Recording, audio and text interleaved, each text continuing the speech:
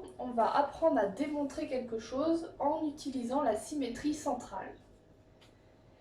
Les deux formes de propriétés qu'il faut connaître par cœur, et j'ai envie de dire qu'ils peuvent être un petit peu fourre-tout, c'est-à-dire que vous pouvez apprendre juste ces deux-là, ou même une seule des deux, et si vous apprenez juste celle-là, ça peut marcher pour tous les objets géométriques que vous allez rencontrer en symétrie centrale, que ce soit les segments, les droites, les cercles, les angles, les triangles, etc. En fait, je vous montre cette phrase à trous et vous allez comprendre que si vous apprenez cette phrase à trous, vous pourrez adapter cette propriété pour n'importe quelle chose qui vous paraîtrait logique et qui quand même est dans votre cahier de leçons. Si deux sont symétriques par rapport à un point, sous-entendu par rapport à un centre de symétrie, alors ils ou elles sont Je prends un exemple.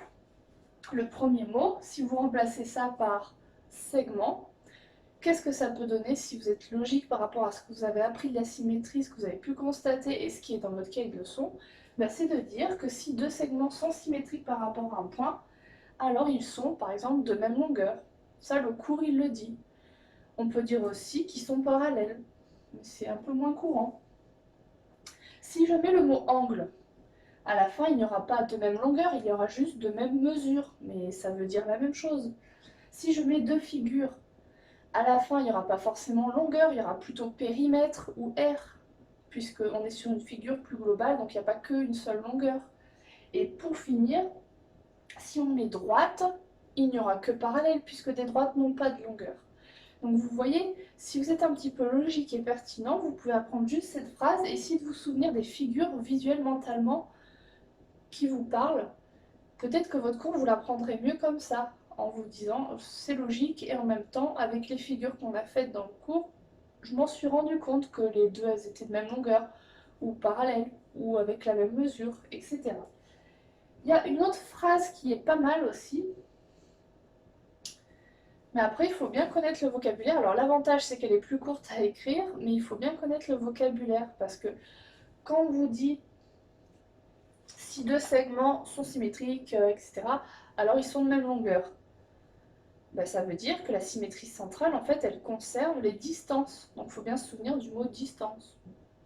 Quand on parle des angles, il faut se souvenir du mot mesure. Donc conserve les mesures des angles. Vous voyez, il faut être précis quand même. Il ne faut pas juste dire les mesures des angles, les longueurs des segments. Conserve les parallélismes.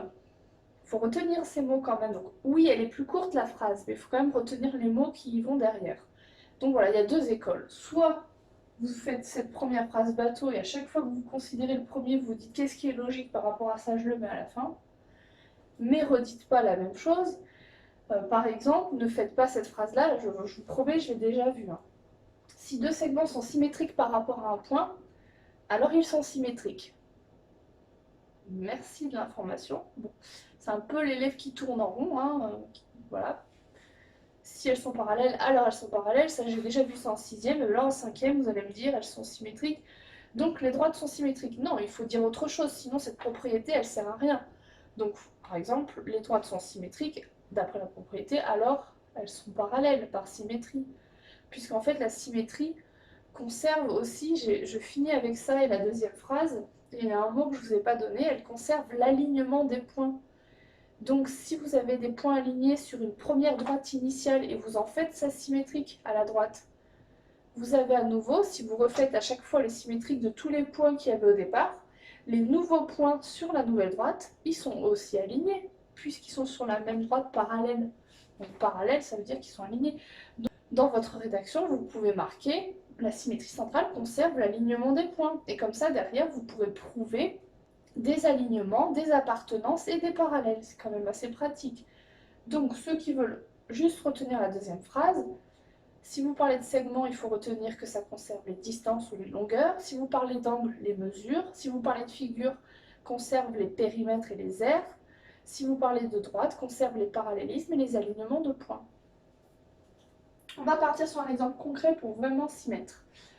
Je vous propose cette figure-là, où on constate avec le codage que O est le milieu de AB. Bon.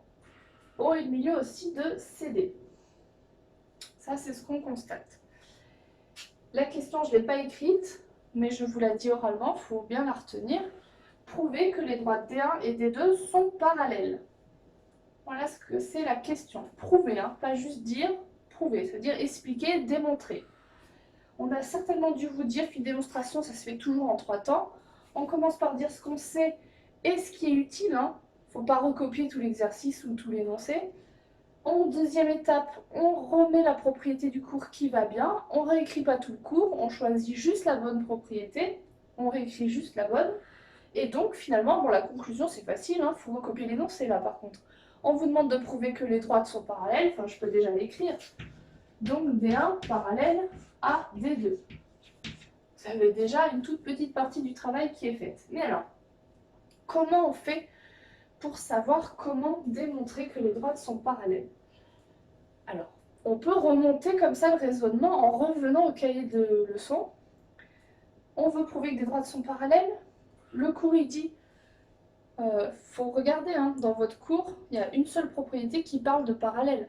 Donc vous la relisez, vous regardez, en fait, il faut bien choisir l'information. Et elle dit, si deux droites sont symétriques par rapport à un point, alors elles sont parallèles. Ou la symétrie centrale conserve le parallélisme ou l'alignement des points. Ça dépend comment on vous l'a fait écrire. Bref. Donc, eh bien, ça veut juste dire qu'il faut vérifier que les droites sont bien symétriques, en fait. Comment on fait ça? Je regarde mon exemple, je regarde les points sur les droites.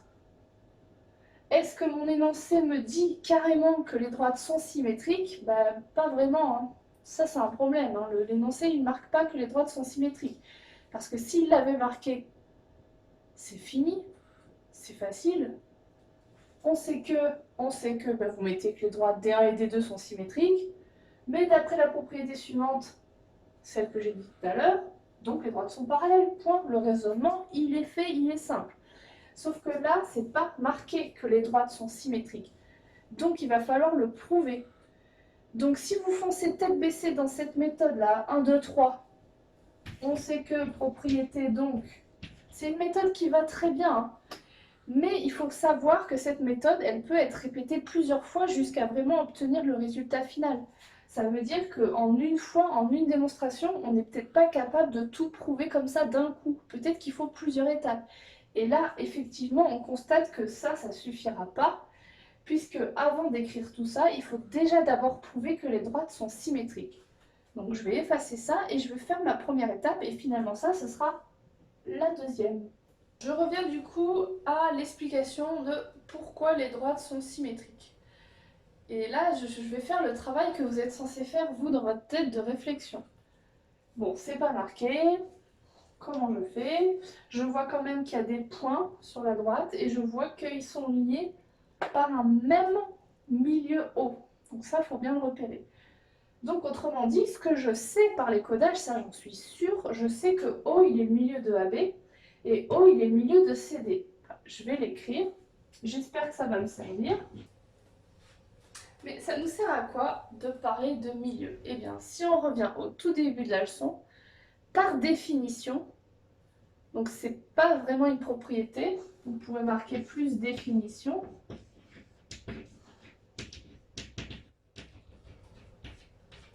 Le cours dit que deux points M et M' sont symétriques par rapport à un certain centre de symétrie O, si O est le milieu de MM'. Donc en fait, ce qu'on vient d'écrire là, c'est la définition même de la symétrie.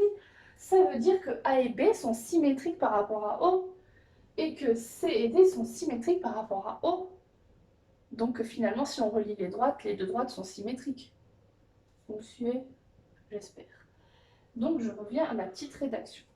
On sait que O est le milieu de AB, je ne l'efface pas, c'est utile. O est le milieu de CD. Vous voyez là, c'est les aléas du direct, et en même temps, c'est ce que vous êtes censé faire vous, c'est être dans l'erreur, dans l'essai, le tâtonnement, c'est tout à fait normal. C'est ce que je viens de faire.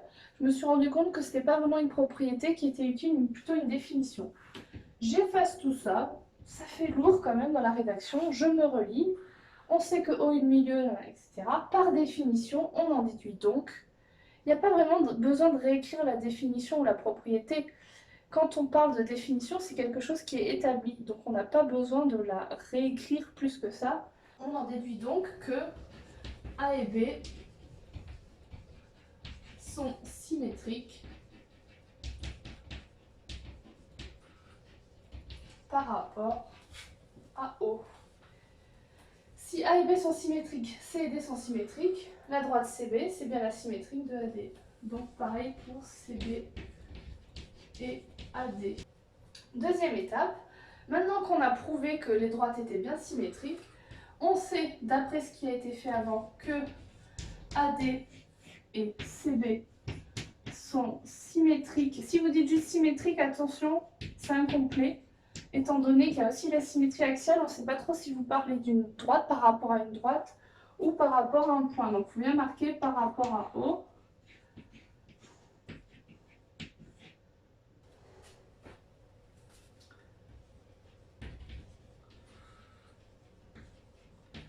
Si deux droites sont symétriques par rapport à un point, alors elles sont parallèles. J'ai pas trop de place, désolée pour les abréviations. La phrase, la symétrie centrale conserve les parallélismes.